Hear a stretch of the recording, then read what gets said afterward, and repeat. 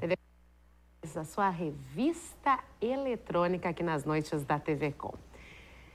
Há 130 anos nascia em São Borja um dos políticos mais importantes do Brasil, Getúlio Dornelles Vargas. Depois de comandar a Revolução de 1930, que derrubou Washington Luiz, ele governou o país por 15 anos. Em 1937, instalou a ditadura do Estado Novo e foi derrubado pelos militares em 1945.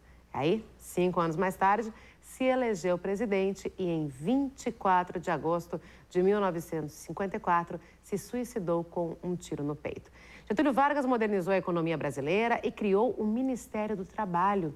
O desenvolvimento econômico da era Vargas será o tema da palestra do professor Cássio Silva Moreira amanhã na Câmara Municipal de Porto Alegre. E um assunto tão importante, um assunto tão palpitante, no momento, inclusive, que um novo livro sobre Getúlio Vargas, sobre a história, sobre a vida de Getúlio Vargas é lançado em 3 tomos, né? Um grande livro. A gente tem que falar sobre isso. Professor Cássio, seja muito bem-vindo aqui ao TV Com Tudo Mais. Muito boa noite. Boa noite, telespectadores. Boa noite. Getúlio Vargas está entrando num momento de resgate da nossa história política e econômica, né? De repente, a gente olha para o século que passou, olha para o século passado, tentando entender um pouco melhor esse presente que a gente vive, né? Sim, muitas pessoas falam da questão da Era Vargas, né? E a Era Vargas, como tu frisaste bem, né? Historicamente ela é conceituada de 30 a 45 e depois, no segundo governo Vargas, de 51 a 54. Mas atualmente, né, muita de coisas de iniciativas que foram feitas no período do Vargas estão presentes na nossa vida, né? Bom, a gente pode falar aí do direito do trabalho, né? Que ainda é um dos direitos que dá mais garantia para o trabalhador, às vezes criticado pelo próprio empresário. Pô, se garante tantos direitos. Mas isso, antes de Vargas, é importante que a gente diga, cada um pagava o que queria, não existiam garantias para o salário e também garantias para o emprego, né? A consolidação das leis do trabalho no primeiro governo Vargas vai unificar vários direitos que estavam sendo reivindicados, entre eles a questão da redução da jornada de trabalho, a regulamentação da jornada de trabalho, direito às férias. 13º, né? 13º é mais no governo João Goulart. Vem depois isso. Que, de certa forma, vai ser uma continuação do projeto, né, que vai iniciar no governo Vargas, né? A gente tem algumas imagens aí também da primeira fase de Getúlio Vargas no governo, né? Algumas imagens de arquivo que a gente tem aí. E era raro, né, um político muitas vezes conseguir reunir uma grande quantidade de pessoas, né, para ouvi-lo. Mas ele era identificado como pai dos pobres, né? E muitos autores dizem que isso, na verdade, era uma tentativa um pouco errada, né? Ele, na verdade, estava se usando de um populismo para ganhar os pobres, para ganhar a parte mais fraca da população. Você vê assim? Perfeito o ponto que tu tocaste. Até vários autores, ultimamente, têm abordado muito essa questão do populismo. Até o professor Pedro Fonseca, entre outros, né? Que foi uma categoria, muitas vezes, criada num tom muito mais pejorativo do que de característica analítica, né?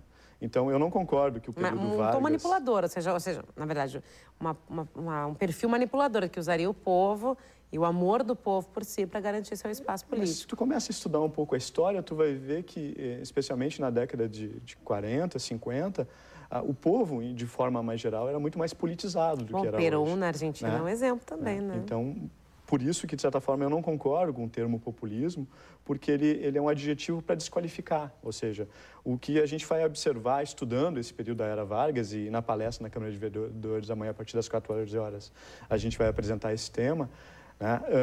É a questão do início de um projeto, que alguns depois vão acabar dando o nome de nacional desenvolvimentismo, né? Que vai iniciar no governo Vargas, né?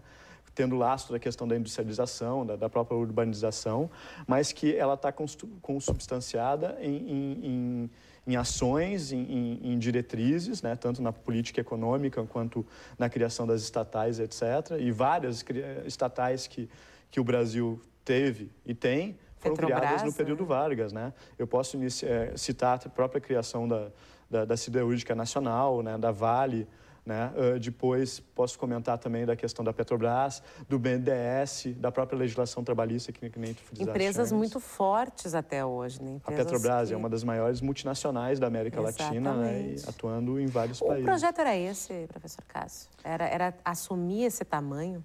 Eu não vou contar todo o final até para fazer com que as pessoas vão amanhã na cenas palestra, dos próximos capítulos. Né? Que é a iniciativa até da Câmara de Vereadores, né?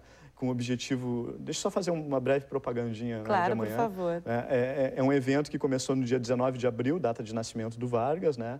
E vai se encerrar em agosto, né, com a data do suicídio do Vargas, e ao longo desse período vão ser trazidos vários palestrantes para falar, né?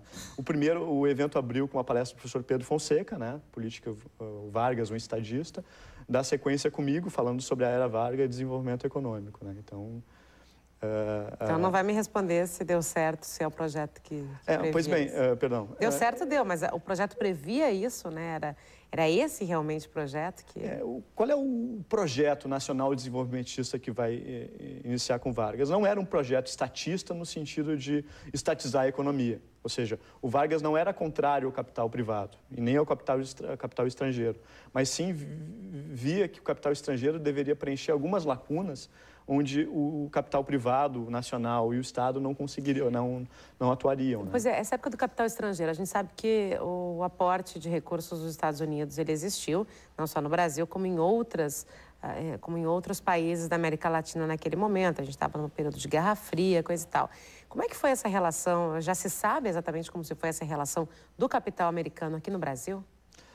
O capital estrangeiro, né, principalmente o capital inglês, né, desde um pouco, né, da relação que o Brasil tinha com a metrópole Portugal, a Inglaterra sempre esteve muito presente no aporte de capital, especialmente capital financeiro e bancário e tal. E depois, ao longo, começa a trocar um pouquinho o capital inglês para o capital americano, que ele vai estar presente, né, ao longo no século passado e vai vir com maior força depois na década de 50, especialmente no governo JK. Né.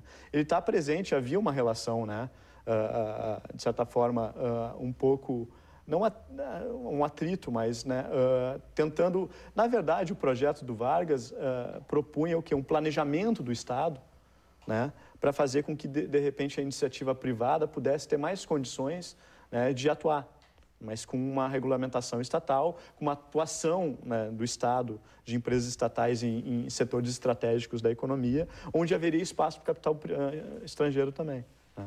Mas a questão de... E a gente tem que levar em conta também, porque depois até a minha tese de doutorado é sobre o projeto de nação do governo João Goulart. De certa forma, o Jango vai ser uma continuação, né, um resgate do projeto do Vargas. Cássio, a gente fala muito sobre a economia da era Vargas e posiciona, claro, dentro do contexto histórico.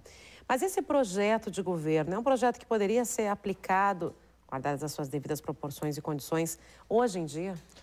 Eu tenho uma teoria que, de certa forma, ele volta a ser resgatado um pouco durante o governo Lula, né? Claro que com um contexto completamente diferente. Sim, a gente sempre tem que fazer essa comparação guardando o contexto histórico. Porque a gente vive hoje um ambiente muito mais globalizado, né?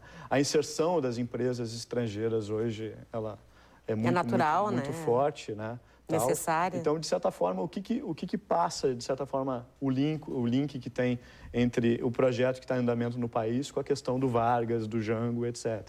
É que, na verdade, se vê uma atuação do Estado mais forte, ou seja, um Estado mais intervencionista e um Estado que, de certa forma, usa os instrumentos de política macroeconômica, né? Política fiscal, monetária, cambial, no sentido de promover o desenvolvimento econômico.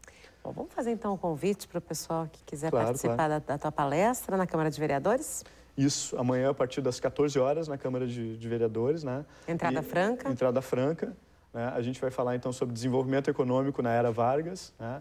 E também uma ótima iniciativa da Câmara de Vereadores, inclusive, é que ao final, do longo dessas palestras, pretende-se elaborar um livro e ser distribuído nas escolas. Né? Muito legal. Muito legal retomando os 130 anos, né, de Vargas, né? Bom, professor Cássio, obrigada pela sua presença aqui no TV Com Tudo Mais. Viu?